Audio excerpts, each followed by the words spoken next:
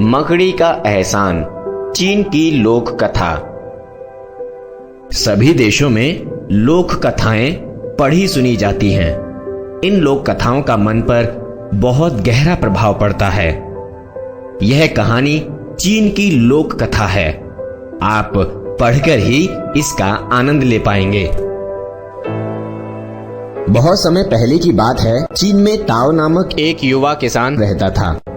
हर रोज की तरह वह उस दिन भी अपने खेत पर काम कर रहा था कि उसकी नजर एक सांप पर पड़ी, जो कि एक मकड़ी को खाने जा रहा था। युवक ताओ को मकड़ी पर दया आ गई।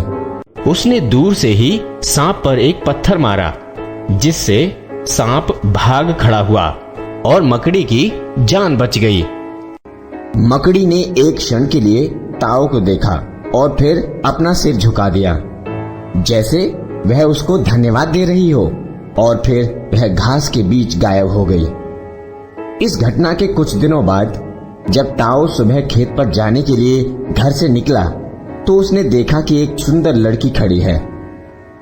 ताओ के पूछने पर उस लड़की ने कहा, मुझे इस बात का पता चला है कि आपको कपड़ा बुनने के लिए एक व्यक्ति की आवश्यकता है। कृपया उस काम के लिए मुझे रख लीजिए। ताओ को वास्तव में एक ऐसे व्यक्ति की आवश्यकता थी जो उसके यहाँ कपड़ा बुना करे। इसलिए उसने उस लड़की को अपने यहाँ कपड़ा बुनने के लिए रख लिया। ताओ ओशिन के साथ उस कमरे में गया जिस कमरे में वह कपड़ा बुना करता था।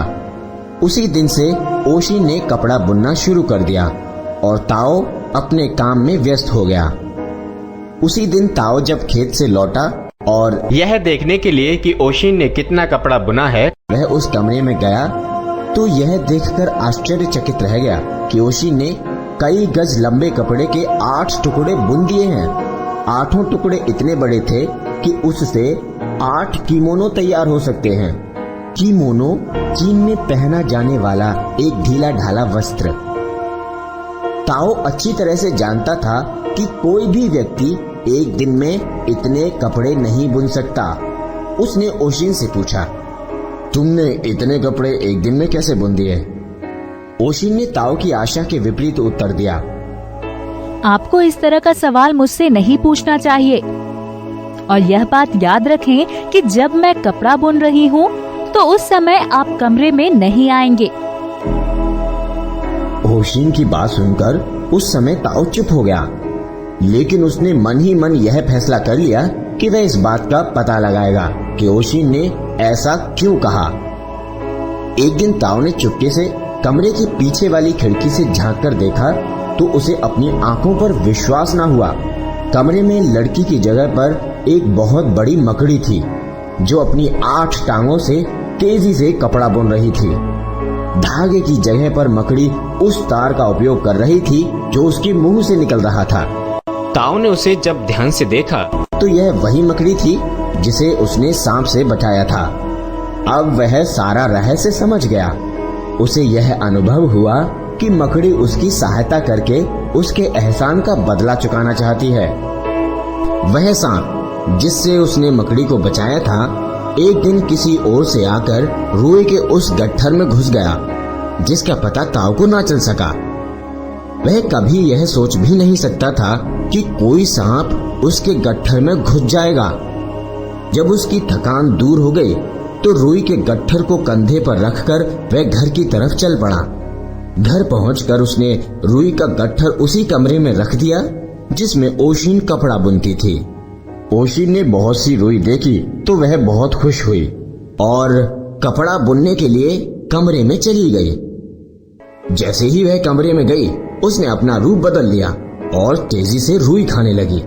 रुई खाती गई और जब थोड़ी सी रुई बच गई तो वह सांप उछलकर रुई से बाहर आ गया।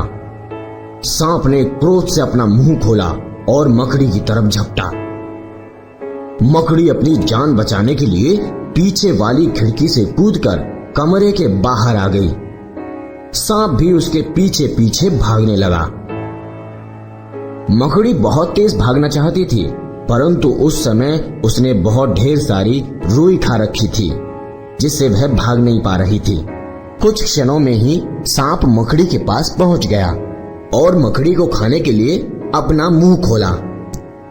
उसी समय आकाश से सूर्य देवता ने यह दृश्य देखा तो उन्हें मकड़ी पर दया आ गई। सूर्य देवता यह जानते थे कि उस मकड़ी ने ताऊ की कितनी सेवा की है।